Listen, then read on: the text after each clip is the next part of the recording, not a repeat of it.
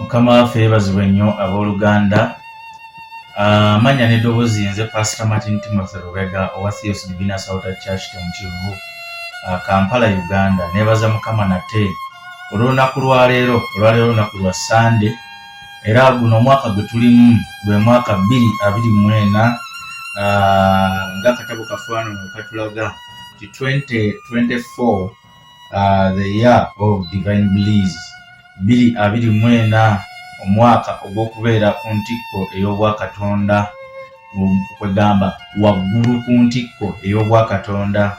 Okubeera mu divine bliss kwe kubeera waggulu ku ntikko mu buwanguzi obw'enjawulo, enzigi zonna nga zikuggukidde.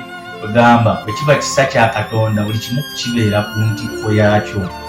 So n'olw'ensonga eyo baganda bange abampuliriza, olwaleero nzize n'obubaka bwe njagala okugabanako awamu nammwe, era obubaka buneeno nga Mukama antumye okubeera nga njogerako wamu naawe ku nsonga ey'emibiri gyaffe. Mukama waffe yeebazibwe nnyo. Era ku nsonga y'emibiri gyaffe leero Mukama kyantumye okwogerako wamu naawe lwe lumegana. Mukama waffe yeebazibwe nnyo. Lwe lumegana olw'omunda. Mukama waffe yeebazibwe. Simanyi obadde okimanyi nti waliwo kye tuyita olumegana olw'omunda. Abantu bangi nnyo, abalokole bangi nnyo tumanyi nnyo olumegana olw'omwoyo. For example, tumanyi tulina okusaba tutule emizimu, tumenye amajini, tumenye emisambwa, tugobe ebyokoola byonna mu linnya lya Yesu, which is very okay. Mukama waffe yeebazibwe nnyo. Era abaana ba Katonda bangi nnyo okugoba emizimu, era okugiyuza, era okugisuula wansi, okugisimira obunnyo obutakoma tugisuuleyo, tukikoze bulungi nnyo. Naye waliwo ekintu kimu kye tukyaweebuuseemu. Mukama alina ekintu kyazze ambikkulira, kyazze ayongera okundaga, kyazze ayongera okunnyanjululiriza nkitegeeza omubiri gwa Kristo. Si mwe mwekka aba Thieos Divinus Church, wabula kigende n'eri bonna abawuliriza ekigambo kya Katonda mu ggwanga ne mu nsi yonna. Abantu ba Katonda bangi nnyo mwetaaga okutegeera ekyama kino. Wawo gye twandiise nga civil war. Mukama waffe yeebazibwe nnyo. Bwe twogera ku civil war muzimanyi bulungi nnyo nti ensi ezimu zaasanga entalo ez'omutawaana, naye ng'entalo ezo zaatandika oluusi mu bantu bennyini bannansi. For example, bw'oba ogenzeeko wano mu baganda baffe Abanyarwanda balina genocide ey'omutawaana mu history waabwe oba mu byafaayo byabwe eyabatabula ennyo era eyaleeta okufa n'okwetirimbula kw'abantu bangi nnyo, naye genzikiriza nti yatandika nga civil war. Mukama waffe yeebazibwe nnyo. Conflicts ez'omunda, bannansi bwe babeera nga beerinamu zi conflicts ez'omunda nga zi tribal wars, nga batandika okubeera nga eno tribe emegana n'eno tribe, eri tribe emegana n'eno tribe. For example, Munyankole acunya Muganda, Omuganda acunya Omunyankole. So in that way ekyo kimaliriza kireese omutawaana gw'otamanyi. So n'ekibeera eyo munda mu ggwanga si lutalo lwa mmundu, si lutalo lwaki, naye nga lulyawo munda mu bantu, nga lutandika munda mu bantu oluusi through tribes. Hallelujah. Kati n'olw'ensonga eno ntera okubategeeza abantu ba Katonda ti eno ensi gye tulimu Katonda yakola omuntu nga mwoyo ate ogulina emmeeme n'omubiri. Hallelujah. Omuntu mwoyo ogulina emmeeme n'omubiri. Kaakano muganda nga mpuliriza, Yesu bwe yalokola mwoyo, omwoyo gwalokoka. Era lyala okutegeeza ti Mukama waffe Yesu Kristo bwe yatufiirira ku musaalaba n'ayogera nti kiwedde, ekyo kye yayogera nti kiwedde, n'oyo eyalokoka. Mukama waffe yeebazibwe nnyo abooluganda. Oyo yenna amukkiriza okuva ku olwo alokoka. Tulaba yaddala okutandika ne ku musajja eyali ku musaalaba, y'omu ku baasooka. Naye naffe olwaleero twayatula Yesu Kristo okuba omulokozi waffe, ne tubatizibwa nga tunnyikibwa amazzi amangi, twalokoka.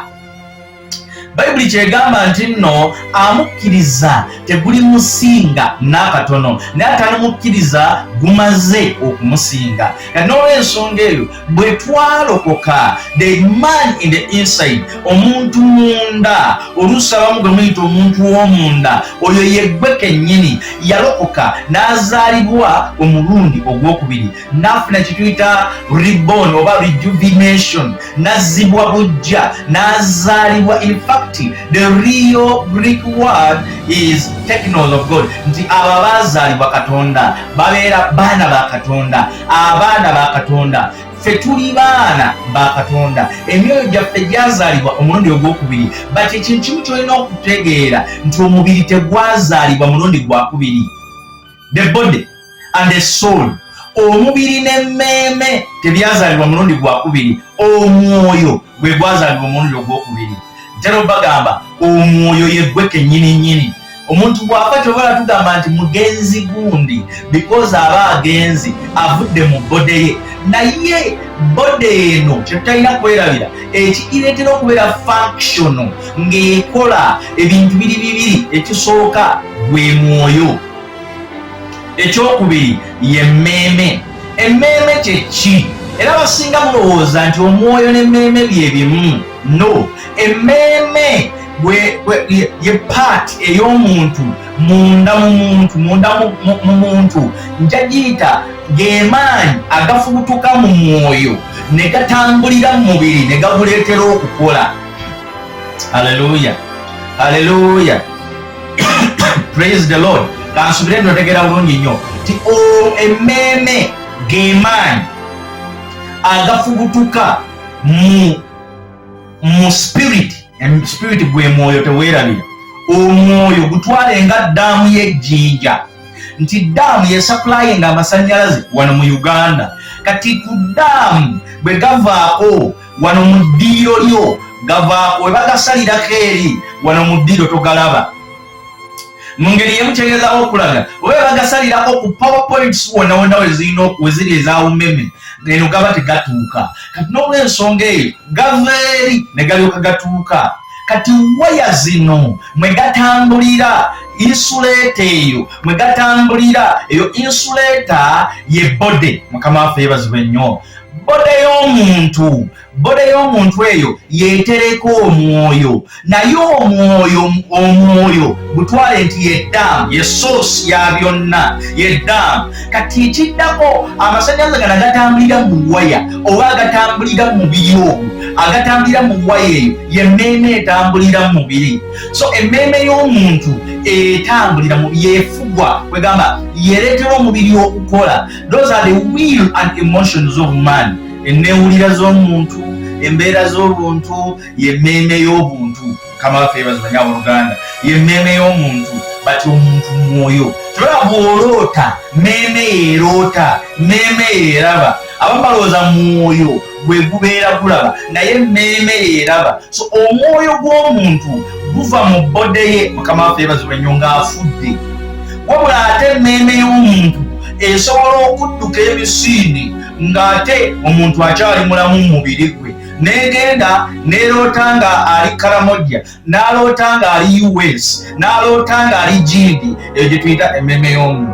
Olwaleero nina ekintu kyenzize okulaga ti some Christians, abaana ba Mukama bangi nnyo, abalokole bangi nnyo, obulamu bwabwe buganye okuvaayo, omulabe Sitaani n'abukuumira emabega olw'ensonga balemeddwa okuwangula kabuntu waabwe. When Jesus saved you, he saved the spirit you, but not the body you. Your body is saved on the daily basis. Omubiri gwo gulokolebwa buli lunaku. Emmeeme eyo ekomezebwawo. Dawudi kyava agamba nti Mukama ye musumba wange seetaagenga. Angalamiza mudde n'omuddo omuto, atwala ku mabbali ag'amazzi amateefu, akomyawo emmeeme yange. He restored my soul. Amakulu gaakyo emmeeme edduka. Emmeeme etambula wamu n'ebirowoozo, emmeeme edduka. Omuntu kyangu nnyo okubeera mu kyaki nga yazze okusaba ng'emmeeme eri katogo ke yaleseeka.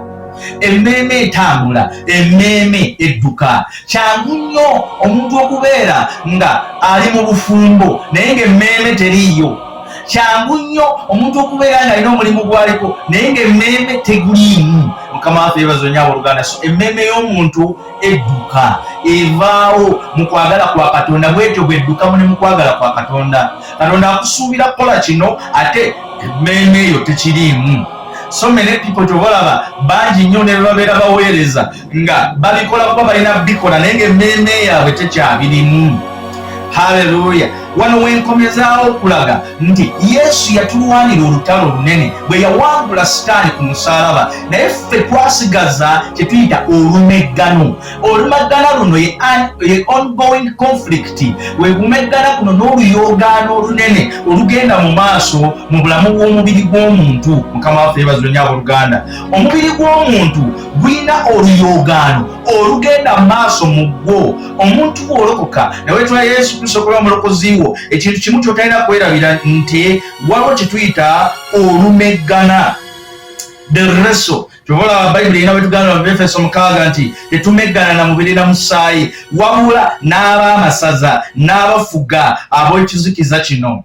Mu mmeeme eyo waliwo bino ebintu bibiri. Bw'olokoka omwoyo wa Katonda atuula mu mwoyo gwo, naye emmeeme eyo omwoyo wa Katonda ogibugaana. Yeetaaga ggwe okubeera nga okkirizisa emmeeme eyo okutwala ekigambo kya Katonda ekiri mu mwoyo gwo. Omwoyo wa Katonda atudde mu mwoyo gw'omuntu gwe yakkiriza, omwoyo wa Katonda eyakutuulamu, olina okuganya ekigambo kya Katonda ekyo ekyaterese. Omwoyo wa Katonda kyaterese mu ggwe kiveeyo. Mukama waffe yeebazibwe nnyo. Kiveeyo kibeere nga kyekifugira mu mmeeme eyo ne mubiri gwo. Haleluya.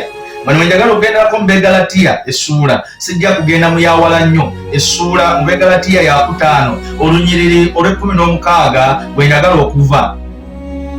Abegalatiya essuula ngenda kusoma ya 5 olunyiriri ngenda kuva ku lwa 16. Bayibuli egamba nti Bayibuli eyogera bweti nti naye njogera nti mutambulirenga mu mwoyo, kale temuntuukirizenga kwegomba kwa mubiri.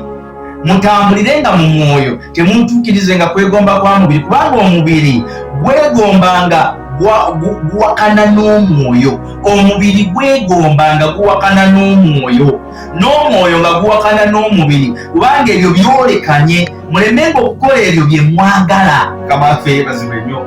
Olulimi lw'18 lugamba naye bwe muluŋŋamizibwa omwoyo nga temufugibwa mateeka. Haleluya. Naye ebikolwa by'omubiri bya lwatu. Wano njagala okunnyonnyola gwampuliriza. Kino ekintu kyero kigamba abantu ennaku zino nnyo olw'ensonga nti Mukama era ekintu kyagizambikulira. Some people mulowooza nti buli kimu muzimu, mulowooza buli kimu muzimu, dogo bandoga. Abalokole bangi muli mu bulamu obw'okusiraana, naye nga si muzimu gwe gukusiraanya, nga gwe weesiraanya. Lwaki? Olina emputtu. Oli mulokole naye omulokole ow'emputtu. Bakamaabo tobawa kitiibwa. Golowooza olina kukwata Bayibuli osome ne mu budde bw'okukola emirimu gya Mukamaawo. Okusoma Bayibuli kirungi naye budde kimu mukikoledde.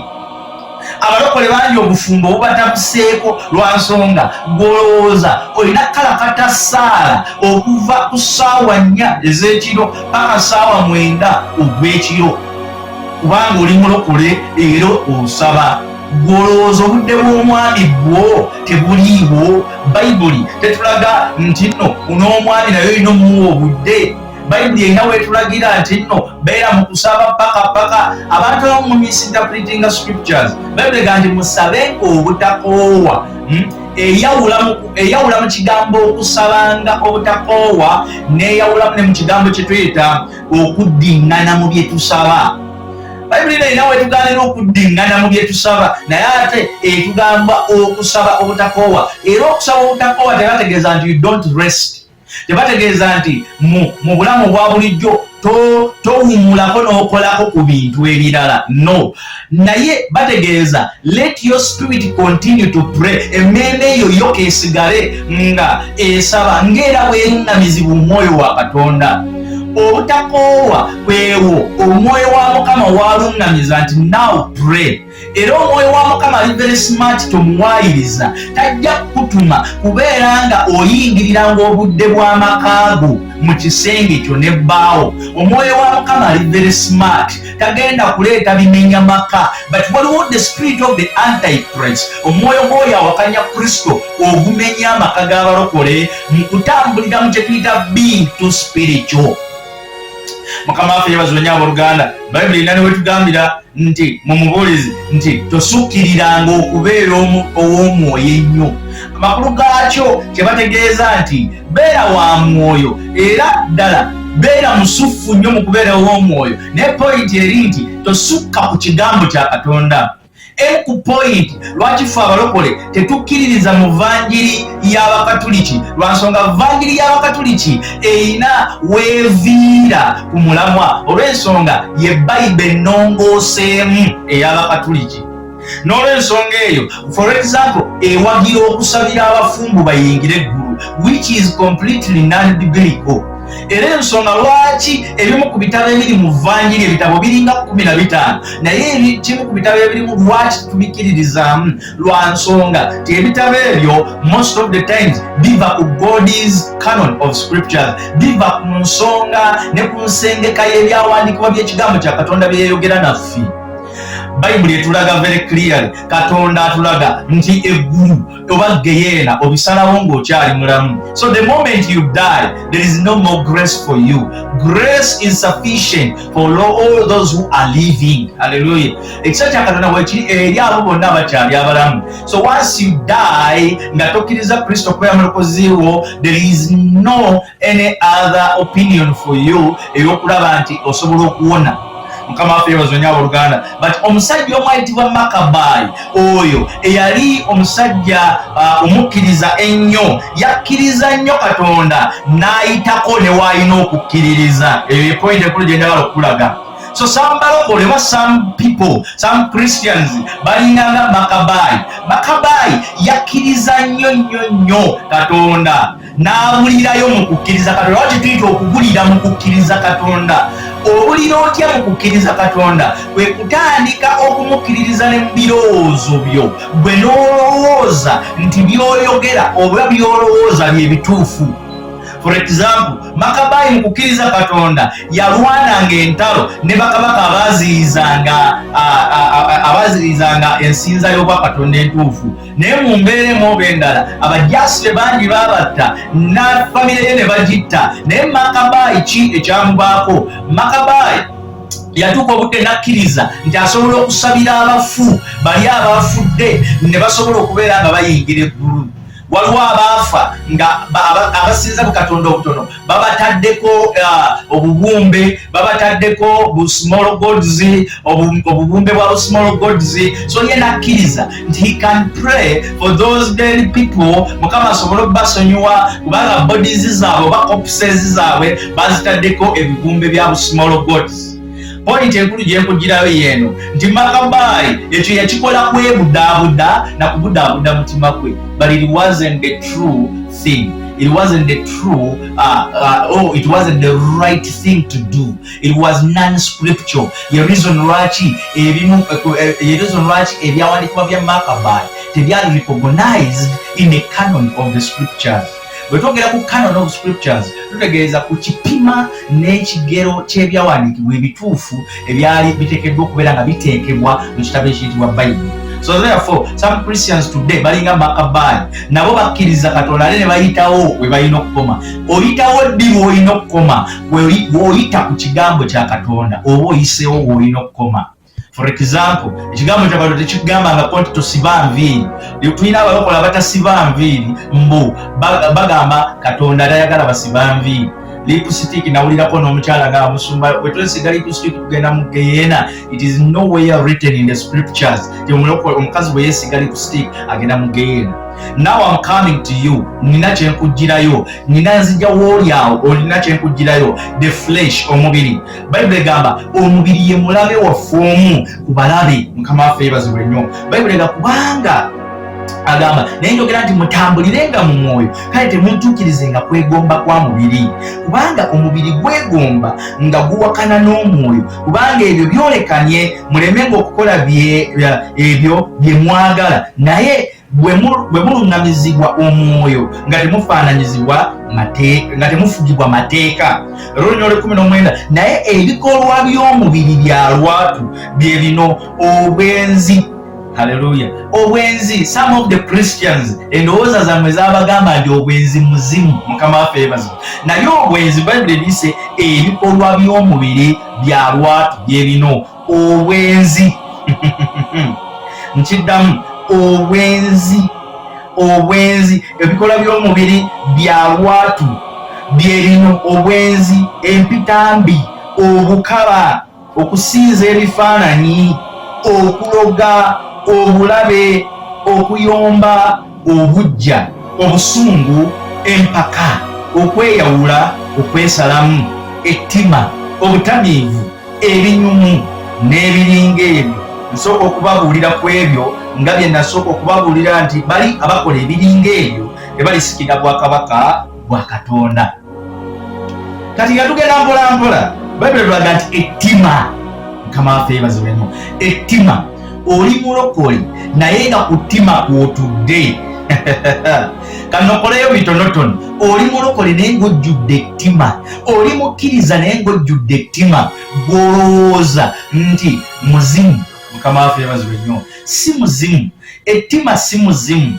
ettima kiva mu muntu okuva mu kubeera n'omutima omulungi mu kifo ky'okubeera n'omutima omulungi omutima gwe ne gubeera nga tegwagaliza oli mulokole toyagaliza omutima gwo ne gwonooneka ne gufuuka ettima Hallelujah. Kati ettima B Katonda tayagala ttima ettima si ddungi naye ettima si muzimu olina kutuula ne weebuulirira nogaa naye ndi mwana wa Katonda lwaki mbeera saagaliza gundi omulokole otegeera otya nti olina ettima buli lw'owulira nga waliwo munna agenda mu maaso n'owulira bubi manya olina ettima kati kyolina okukola kyeki olina sigenda kugaa nti olina kusaba no eno point si yakusaba eno point yakusalawo kyova olaba obwenzi bwe muba mugamba nti muzimu Sitaani n'emizimu gye byebintu ebikyasinza okutya Yesu era olwogera nti in the name of Jesus Christ of Nazareth emizimu giddukirawo I cast you out Satan addukirawo emyoyo giddukirawo egyo emikyamu kati obwenzi si muzimu naye nalyo kikolwa kya mubiri kyobola nti omuntu yeetaaga kubuulirirwa nakulaga obubi obuli mu bwenzi muganda ampuliriza ekimu ku bireese okwetematema mu ggwanga olwaleero abantu okuttingana olw'amataka n'ebintu bwenzi nkulaga obwenzi buvaawa ne bwe tuba tuzzeeyo eri mu Bayibuli ekyaleeta obuzibu Ibulayimu n'olwaleero ekyaleetedde obuzibu eggwanga lya Isirayiri Ibulayimu kwenda ku Agali Ibulayimu jjajja w'abakkiriza yakola obwenzi olwamukkirizibwa mukyala we eyamukkiriza nno mukyala we Sarayi eyamukkiriza mwena abasomi ba Bayibuli mukimanyi nti agenda abeere ne Agali house girl waabwe asobole omuzaalira omwana era bwe yamuzaalira omwana yamuzaalira Isimayiri n'abamuvaamu mu bamanyi Isimayiri n'olwaleero omwana wa ttabbu nnyo mu kwesiba bbomu yeetulisiza ku banneebe so obwenzi bwe bwaleeta obuzibu n'olwaleero entalo eziremedde mu Isirayiri zeezo entalo eziremedde Gaza n'eziremedde wa zeezo zaava ku bwenzi mukama waffe yeebazibwe nnyo abooluganda families nnyingi olwaleero abantu battingana lwa bwenzi nti buli taata lwazaala mu bakazi abasukka mu mukama waffe yeebazibwe nnyo abaana bano bakula beera babulala kubanga buli mwana ne nnyina oba maama w'omwana oyo aba n'endowooza ze nga ye si buli omuntu alina omutima omulungi abamu n'omukyala w'omutima omulungi abamu n'omukyala ow'ettima ekyo kye kireesa abantu okulogangana n'okwettiŋŋana. Mukama waffe yeebazibwe nnyo abooluganda. Bwenzi, obubi bw'obwenzi okumanya wattabbu nnyo. Obwenzi busobola okukuleetera okuttibwa, osobola okufa lwa bwenzi. Abakazi basobola okwekobaanira ne bagamba katukutte ggwe osusse. Omulala bw'alaba bamuwangudde n'agamba katutte omusajja ono ffenna tumufiire, oba katutte omukazi ono ffenna tumufiire. Kati obwenzi bulina ebizibu byabwo. Nebagala ebiverekiri etulaga obwenzi si muzimu. Mukama waffe yeebazibwe nnyo abooluganda. Mulokole eri abalokole nga balina empaka. Mukama waffe yeebazibwe nnyo. Tebawabulwa, tebagambwako. Mulokole tawabulwa, ng'ekikubonyaabonya paka n'olwaleero butawabulwa. Ate sitaani bw'aba akubuza akubuliza mu Bayibuli, akubulizaayo atya? Bayibuli egamba balidda gye tuli ffe tetulidda gye bali.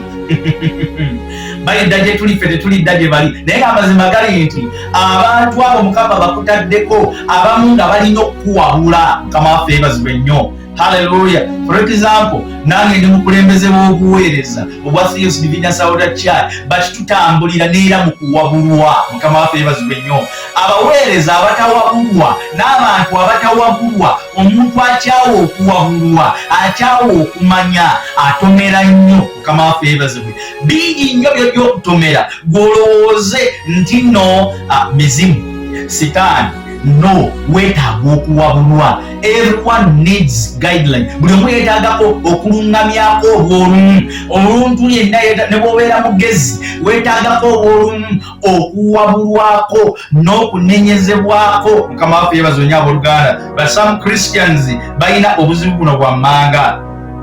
Nga Bayibuli bwetulaze, balina empaka, balina obulabe, bayomba, balina obujja, balina obusungu, balina empaka, balina okweyawula, balina okwesalamu. Mukama waffe yeebazibwe nnyo abooluganda. Okweyawula n'okwesalamu, njogera ku kweyawula kuno okubi. Bakuli okweyawula kwe mweyawula ne oyingirako mu kusaba, ne oyingirako mu kusiiba. No, ndi kuno okweyawula okubi. Abalokola abo mulina okweyawula okubi. You are in one church, muli mu same church, mulina obuweereza bwe bumu, muli bayimbi mwenna, naye mwekutuddemu obubinja ku lw'obubi. Some music groups machachi agamu zitandikibwawo si lwa bulungi, lwa kweyawulamu. Ekyo nno ne kireetera omwoyo wa Mukama obutabakozesa bulungi. Mukama waffe yeebazibwe nnyo. Kuba wali empaka omwoyo wa Mukama awutaluŋŋamizaawo. Mukama waffe yeebazibwe nnyo abooluganda. Some of them babeera ne nze nyimbira mu Mase group. Hallelujah. Nze nyimbira mu Mase group. Kati owa Mase group bw'atandika okulaba nga bafunyemu embiranyi, omu ku bwa Mase group alaba bafunyemu embiranyi, gagenda atandikawo naye bandi eyiye mu church ng'olukwaya ziwera naye nga zitandikira mu bubi, zitandikira mu busungu, zitandikira mu mbeera ya busungu, si ya kuweereza Katonda.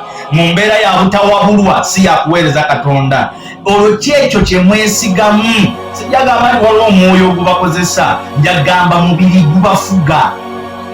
Katonda tobula balina walabulira nti naye mmwe abatandikira mu mwoyo lwaki mumalira mu mubiri. Mukama waffe yeebazibwe nnyo abooluganda. So omubiri gwa ttabbu nnyo singa obeera tolwanye lutalo oba lumegana lwa kuwangula mubiri.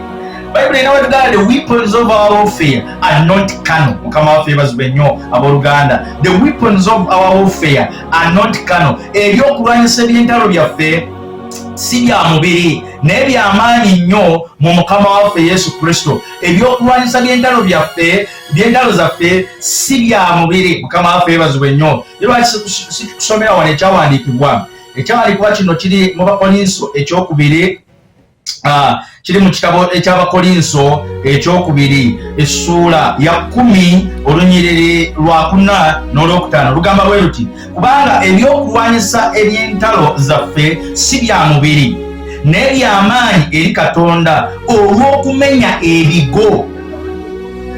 Ebyokumenya ebigo olwokutaano lugamba nti nga tumenya empaka na buli kintu ekigulumivu ekikulumbazibwa okulwana n'okutegeera kwa Katonda, era nga tujeemuula buli kirowoozo okuwulira ku Kristo. Mukama waffe yeebazibwe nnyo abooluganda. Kubanga ebyokulwanyisa eby'entalo zaffe si bya mubiri naye by'amaanyi eri Katonda olw'okumenya ebigo nga tumenya empaka. Wulira, nga tumenya empaka. Jukira zino empaka tuzisomyeko mu kitabo ekyaki, mu kitabo ekya Galatians, Abegalatiya 5. Empaka nga kugamba nga tumenya empaka. Kati awo ku mpaka yongerako n'ebirala byetusomye mu Begalatiya, nga tumenya obwenzi, nga tumenya ettima, nga tumenya okwesalamu, nga tumenya obusungu. Mukama waffe yeebazibwe nnyo abooluganda. Nze tebaŋŋamba, nze lwaki baŋŋamba? Niyo yaŋŋambako, ebyo birina kye bigenda okuleeta emitawaana mu bulamu bwo. So many people amagenda gaabwe gakwatiddwa lwa nsonga za kubeera nga tebagambwako, tebawabulwa, balina ettima. Abantu bangi nnyo amagenda gaabwe gamenyeddwa lwa bwenzi, abantu bangi nnyo lwa bukaba. Come on, favors. Jesus loves you so much. Yesu Kristo akwagala nnyo omenye ebigo. Bible egamba ebyokulwanyisa by'entalo zaffe, Bible egamba kubanga ebyokulwanyisa by'entalo zaffe si bya mubiri naye by'amaanyi eri Katonda olw'okumenya ebigo, olw'okutaano nga tumenya empaka na buli kintu ekigulumivu ekikulumbazibwa okulwana n'okutegeera kwa Katonda, era nga tujeemuula buli kirowoozo okuwulira Kristo. Nga tujeemuula buli kirowoozo okuwulira Kristo. Abantu bangi nnyo abalokola bali eyo bwe muba musaba essala nga mumenya ab'amasaza, mukyerabira nti ab'amasaza bano abakyasinza okubeera ab'omutawaana, ky'olina okutegeera nti bakasuka birowoozo be b'amasaza abakyasinza okubeera ab'ettabu. Biba birowoozo mu bwongo obwo, biba birowoozo ebikyamu mu bwongo obwo, biba birowoozo bya kwenda, birowoozo bya mpaka, birowoozo bya kwesalamu, birowoozo bya ttima, birowoozo bya butayagaliza. Naye okuva n'olwaleero tandika okubyemenyamu, tandika okugaa nti nze gundi, okuva n'olwaleero nkyuka, nzikiriza nange okuwabulwako, nzikiriza nange okulungamizibwa Katonda, nzikiriza nange okukola kwagala kwa Katonda, nzikiriza nange okuleka obwenzi, nzikiriza nange okuleka ettima, nzikiriza nange okuleka obutayagaliza. Katonda bangi nnyo kumwayagala abasitule naye temwagaliza. Katonda abeeraawo n'akugattako abantu bakusitule, naye olw'okuba toyagaliza nabo abandi kusitudde, bw'owulira nti bagenda kufuna ekirungi ng'onyiiga, oba bwe baba bafunye ekirungi n'okiraba nga bakifunye ng'obawalana. Mukama waffe yeebazibwe nnyo abooluganda. Kati bw'oyagala weetooloolwe bannalemwa bokka. Mukama waffe yeebazibwe nnyo. Mukwano gwo Mukama bw'amukwata ku mukono okumusitula, tomunyiigira, naawe mwekwateko musituke babiri, mwekwateko musituke wamu. Ate abalala obutayagaliza bwabwe buli wano nti Mukama wamala okusitula ate gwe toyagala balala basituke. Obwo nawe obutayagaliza mu ffeeza endala. Mukama bw'amala okusitula ate naawe yagalizaako, naawe situlako ku balala. Tokkiriza obeere mu famire nga yegwe wekka ali obulungi. Bw'obeera obulungi fuba okulaba nti ate banno nabo babaddeko batya obulungi. Profesa omu yagamba nti you are not safe when the people around you are not safe. Toli safe bw'oba nga bakwetoolodde tebali safe. Haleluya. Era mu ngeri yemu njagala okitegeere, you are not rich enough if the people surrounding you are not rich. Toli mugagga kimala bw'oba nga n'abakwetoolodde si bagagga. Lwaki? Bajja kukutta. Nkubuulira abantu abamu sitaani yabayambala dda, bajja kukutta. Abalala emibiri gyabwe gibafuga olw'okwekyawa n'okubonaabona okungi, bajja kuttira bwereere.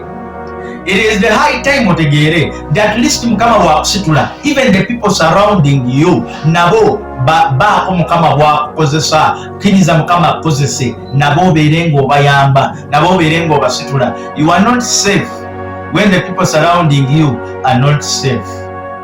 Mukama waffe yeebazibwe nnyo abooluganda. You are not rich, you are not comfortably rich if the people surrounding you are comfortably poor. Mukama waffe yeebazibwe nnyo abooluganda. So n'olw'ensonga eyo ekyo kiyinza okutuusa mu mutawaana gw'otamanyi. Haleluya. Gwe n'obeera nga some of you muli bakulu ba bitongole. Mukama akusitula, watandika ne banno ng'ekitongole kyavu nnyo, kiri bubi nnyo, naye Mukama bw'akusitudde ne kigejja ati wabeerabira. You are not okay. tolowooza nti biri bulungi naye tebiri bulungi. Mukama waffe yeebazibwe nnyo abooluganda. Those people gye batuddeeyo nga gwe wabavaako otunuulira batunuulire, sigamba nti baakujembera, sigamba nti baagaana okukolagana naawe, naye ng'obuzibu bwe buli wamu gwe kennyini toyagaliza. Mukama waffe yeebazibwe nnyo abooluganda. Lw'ekitongole kigezze kati gwe oli waggulu, abasigadde be bamanyi oba abaana baabwe fiizi bazibaweerezesa ki, abasigadde be bamanyi oba omusaala bakyafuna $2,000, gwe kasita nnyini ekitongole kati oyingiza biliyoni. Njagala nkutegeeze, beera n'omutima ogwagaliza. Tekitegeeza nti olw'okuba Mukama amala okusitula nti kati gwe weeyagalize wekka, banno tobaagaliza. Vaayo oyagalize ku banno be watandika nabo ne booli nabo, babeera ng'obaagaliza. Mukama bw'abongerako mu nnyingiza mu kitongole, eyo we yeeyongera, waakiri abadde afuna $20,000 mwongeza afuna 3, mwongeza afuna 4. Mukama waffe yeebazibwe nnyo abooluganda. Olina okubeera nga gwe wekka n'olubuto lwo. Some people bali ku kimu, I and my stomach, nze n'olubuto lwange. Mukama waffe yeebazibwe nnyo abooluganda. Ne webeera minisitule ekijja olimu, oba oli mu gavumenti oba oliwa, beera n'okwagaliza. Some people battibwa, some people basaza emitawaana mingi nnyo mu ofiisi ezo zonna ze balimu, oba za gavumenti oba za buweereza oba zaaki, lwakweyagaliza nnyo. Mukama waffe yeebazibwe nnyo abooluganda. Okweyagaliza ennyo kibi, okweyagaliza ennyo okusukka ku banno kibi. Kikyendegeeza okweyagaliza ennyo okusukka ku banno? Banno be watandika nabo, banno b'okola nabo, banno abakwetoolodde, banno Mukama baakugasseeko. Mukama waffe yeebazibwe nnyo abooluganda. When God uplifts you, try to make sure that they also thrive somewhere, somehow. They also flourish. Hallelujah. Nabo babeere nga bakulaakulana, so si gwe wekka. Mukama waffe yeebazibwe nnyo abooluganda. Hallelujah. So ebyo byonna nsonga nkulu, egyo si mizimu. Obwenzi si muzimu, era obutayagaliza si muzimu, obutabuulirirwa si muzimu, okwesala ku bantu si muzimu. Some people mwesala nnyo ku bantu. Nze Yesu yamanye ebyange, Yesu kituufu yamanye ebibyo, naye Yesu tagenda kukozesa mpewo, Yesu agenda kukozesa bantu. So some Christians kyengezaako balaga, kituufu muwulira nnyo enjiri eziva mu bannaddiini n'abantu ab'enjawulo, ti abantu babi, abantu bazibu, abantu bonna bazibu. Kituufu mulimu abantu abazibu. Haleluya. Mulimu abantu abazibu. Ntalwebba wakasitole k'ensiri. Ensiri yalina maama waayo, ensiri emu yalina maama waayo, era ensiri eno nebeera nga ebeera eyo waggulu ku muti obudde bw'emisana. Naye infact ensiri emu yali nkazi, era enkazi ye yazaala ensiri endala. Ensiri eno endala yakkiriranga wansi, nejjako mu bantu nga batudde banywa kacaayi ku makya, nejjako mu bantu nga bali ekyemisana, neyeewuubiraawo. Mukama waffe yeebazibwe nnyo. Naye ng'ensiri eri enkulu gyeri waggulu ku muti. Mukama waffe yeebazibwe nnyo. Wuliriza bulungi olugero lw'ensiri. Ensiri emu enkulu nga gyeri waggulu ku muti, ate ensiri eno endala ento nga yejja mu bantu, nejja bwetyo nebayitamu. Lwali lumu negenda nenyumiza maama waayo, negigamba nti munnange maama, nti wangi. Negigamba nti obadde okimanyi abantu eri wansi banjagala nnyo. Nti bakwagala batya? Abantu bali buli lwe ngenda gye bali neneetooloolera we bali. Mukama waffe yeebazibwe nnyo. Buli lwe ngenda gye bali neneetooloolera we bali, bankubira mu ngalo. Nti bakola batya? Nti buli lwe nzikirira wansi mbasanga oluusi nga banywa caayi, ne mbaziniramu, nempitamu bwenti, ne basanyuka, ne bankubira mu ngalo. Ne basanyuka, ne bankubira mu ngalo, ne baleekaana nga bankubira mu ngalo, nga baffe essanyu. Mukama waffe yeebazibwe nnyo. Ensiri kyeva eddamu n'egigamba nti mwana wange nkubuulire, eyo gy'ogenda mu bantu abo bakubira mu ngalo, engalo ezimu si nnungi. Si buli akubira mu ngalo nti engalo nnungi. Mwana wange wali wadde wafa dda. Ky'oba okola toddayo wansi mu bantu. Ky'ova olaba nti nze mbalumba kiro nga neebase, mpitako mu matwale g'abantu nga beebase, sijja misana nga balaba, nzija kiro nga bakoze batya? Nga beebase. Eyo y'ensiri, lwe lugero lw'ensiri, naye tulugyamu ekyokuyiga. Mukama waffe yeebazibwe nnyo abooluganda. Kituufu nnyo nti mu nsi si buli akubira mu ngalo nti akwagala, si buli akusekera nti akwagala, era ng'abaana ba Katonda tulina okutambula nga twegendereza. Si buli atukubira mu ngalo nti abeera atwagala, si buli agamba nti awamaanyi nti akwagala, si buli akuba mu ngalo. Engalo ezimu za kutuga, engalo ezimu za kunyiga. Eryazikubanga bw'agamba singa kifa, eryazikubanga bw'agamba nti singa kifa. Oyinza okubeera mulwadde ku kitanda, si buli akujjanjaba nti akwagala, eryakujjanjaba ng'abaza singa akutuka. Kale nze ne ntwala ebyobugagga singa akutuka. Mukama waffe yeebazibwe nnyo. Ngwera oyagala olaba omutawaala, singa okutuka ne bakussa mu kofini n'ogezodde engulu, oyinza okusanga nga abadde asinga okukujjanjaba ye yasinze okubba ebyobugagga by'abaana bo, ye yasinze okubba ebyobusika by'abantu.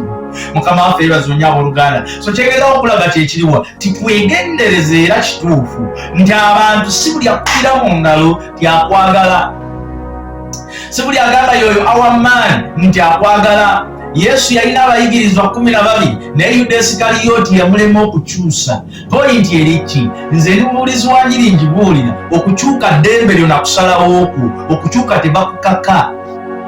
Yuda Isikaliyooti ye yagaana okukyuka era n'awaayo ne mukama we. Mukama waffe yeebazibwe nnyo abooluganda. Tolowooza nti Yuda Isikaliyooti bw'atandiwaddeyo Yesu tewandivuddeyo muntu mulala n'amuwaayo. Someone else yandiwaddeyo Yesu, naye era lwaki Yuda omu ku 12?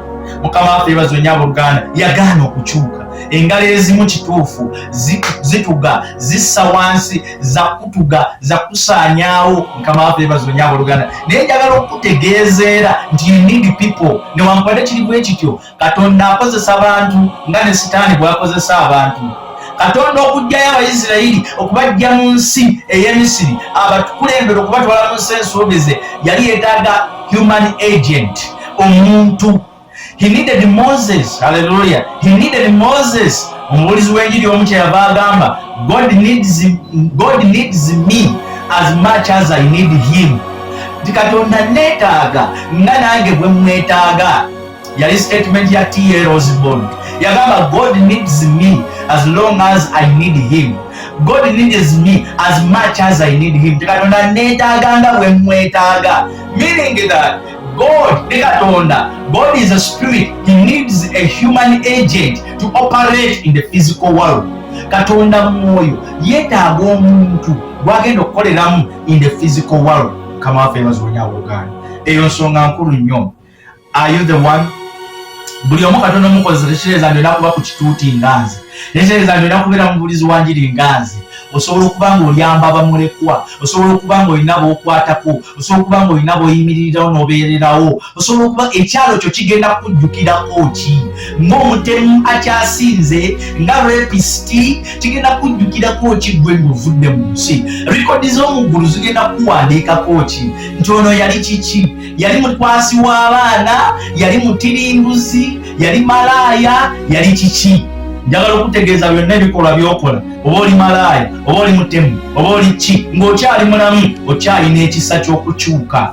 Yesu akwetaaga, ayagala ojje gy'ali, agamba mujje gye mmwe n'abakooyera abazitowereddwa, nange n'abawummuza. Mukama waffe yeebazibwe nnyo. Era Yokaana agamba abayigirizwa nti mu nnyumba ya Kitange eriyo ebifo bingi, era ngenda nzirayo eri Kitange naye sibalese nga bamulekwa. Mukama waffe yeebazibwe nnyo abooluganda. Ngenza okubateekerateekera ebifo era ndidda ne mbakima. Mukama waffe yeebazibwe nnyo. All of us who believe in Jesus, we do not believe him in vain. Hallelujah. But we should press on, continue in him, in the name of Jesus Christ of Nazareth. That is why I call him my wonderful, my counselor, my prince of peace. Hallelujah. The I am that I am God. I call him the head of the church, the governor, the righteous judge, the protector, the rock of my salvation, the shield, the merciful God, the gracious God. I call him the victorious in holiness. I call him my defender, my comforter. I call him the truth, the life. I call him the bread of life, the bread of the winner. I call him my champion of the champions. Hallelujah. He is the champion of the champions. He is our impossibility specialist. Hallelujah. This year 2024, I call him my impossibility specialist. Impossibility specialist. He is there to change and turn around each and every situation which seemed to be impossible. Everything which seems to be impossible, it is possible with God. Hallelujah. With God, everything is possible. Hallelujah. Nsigadde nze Pastor Martin Timothy Lubega owa Thieos Divinus Outer Church. I love you so much. Have a blessed Sunday. Go and work on your body. Genda okole ku mubiri gwo. Change. Do something to change the way you operate in the flesh. Omubiri gwo gubadde gutandise okufuga ennyo mu mubiri. We gutandise okufuga ennyo nga guyingiridde n'obulamu bwo obw'omwoyo. Genda otandike okugufuga. Genda otandike okugufuga. Wandibanga buli mulimu gw'ogendako ogobebwa ng'olakinga ekintu ekimpisa. Tolina mpisa. Ate gwe omwana wa Katonda, ate gwe agenda mu ggulu, ate gwe nabbi, ate gwe pasita, ate gwe revulandi, ate gwe ani, ate gwe faaza, mune tolina mpisa.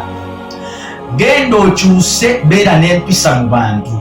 Mukama waffe yeebazibwe nnyo abooluganda. Some people obufumbo bubalemye, naye kibalemeseza obufumbo kiri eki? Mpisa. You lack manners. Tolina mpisa za mu bantu. Olabika bulala mu bantu, olabika bulala mu bantu, tolina mpisa. Genda otereze empisa. Mukama waffe yeebazibwe nnyo abooluganda. Abantu ba mukyalawo we bajja, abantu babbaawo we bajja, you do not cooperate them with politeness. Tobafaako, tobalagirira bulungi, bagamba you are there like that. Hallelujah. Tolina mpisa. Bwe kityo nga kikugoberera ne bw'ogenda ku mirimu nga tolina mpisa. Oyogera bubi ne bakama abo, tolina mpisa. Abalala tomanyi budde bwa kukoleramu by'olina kukola. Oli mulokole naye oli ku mulimu gwe eva boss wakusanga obikudde Bayibuli okusoma. Hallelujah.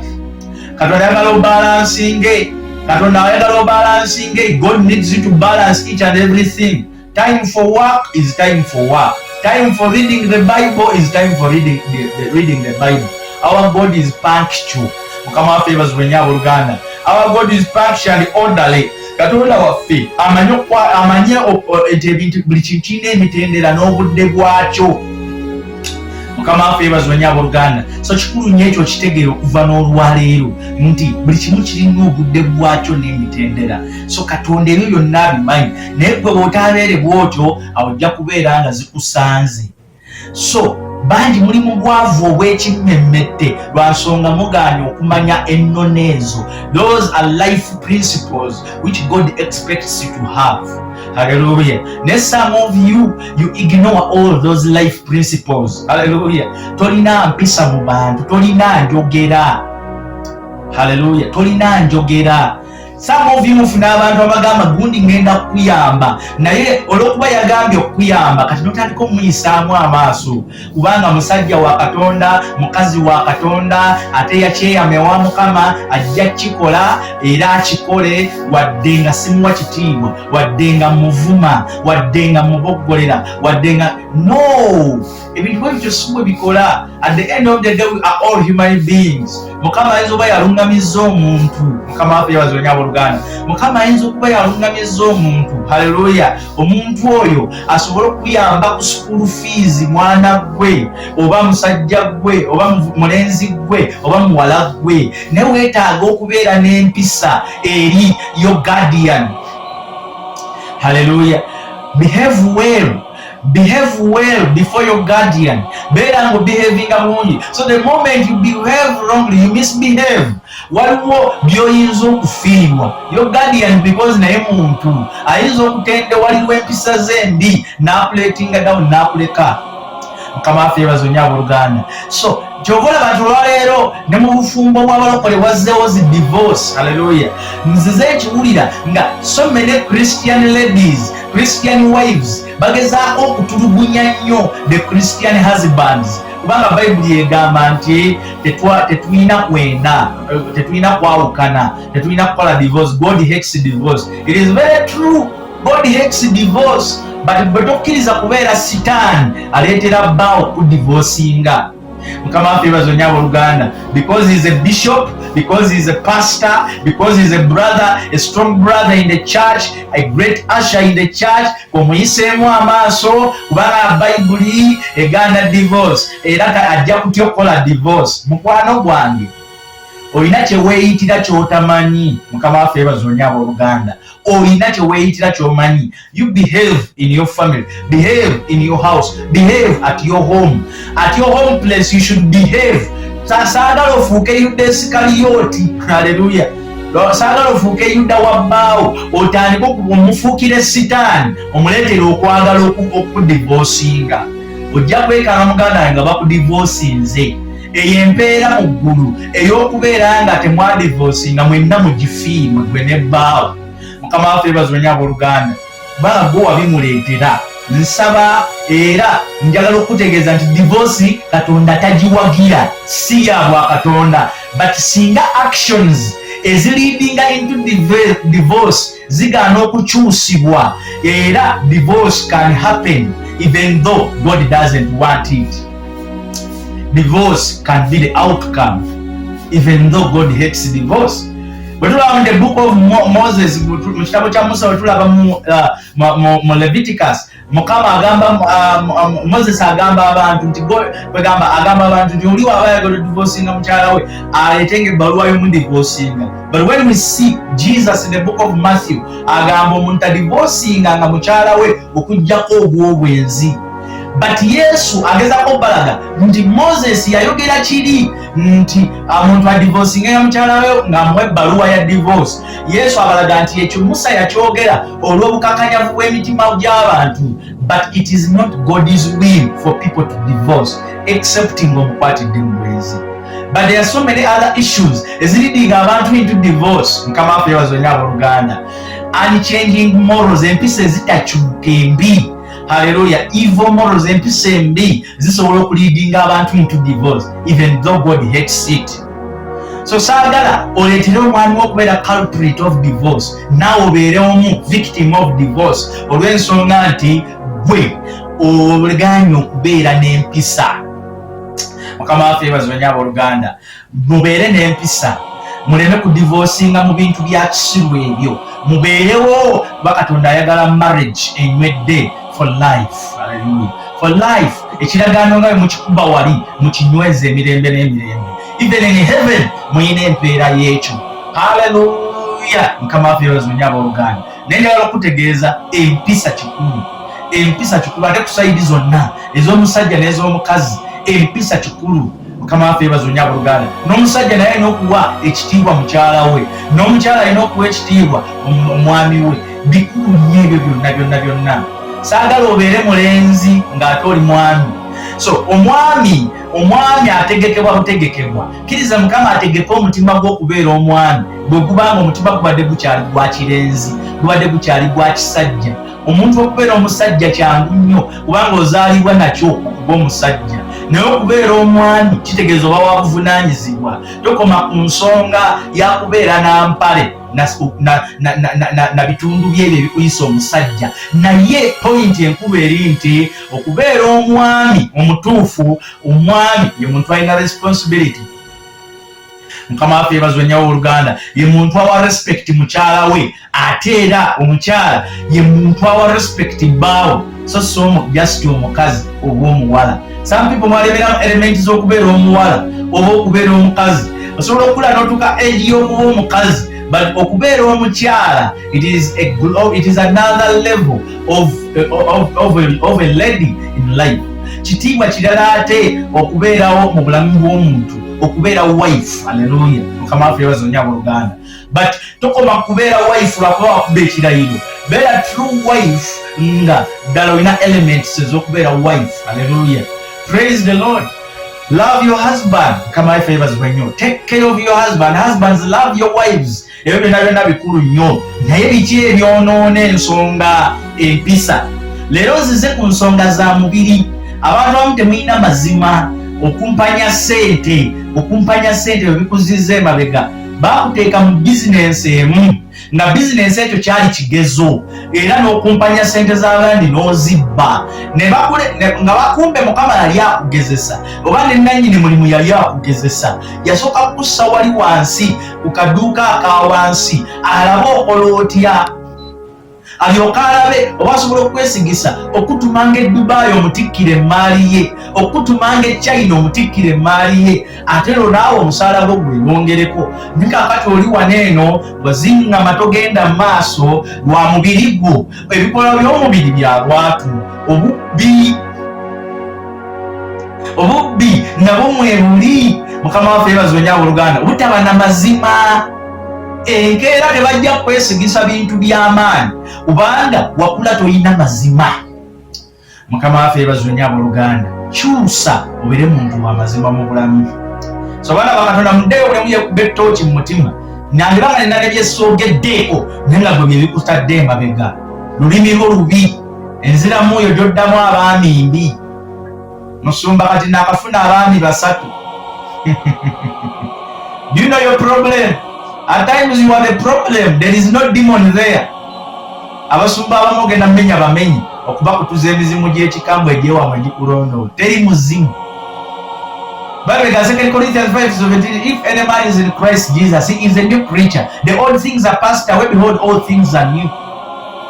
1 Peter 2:9, nti you are a chosen generation, a royal priesthood, a peculiar people.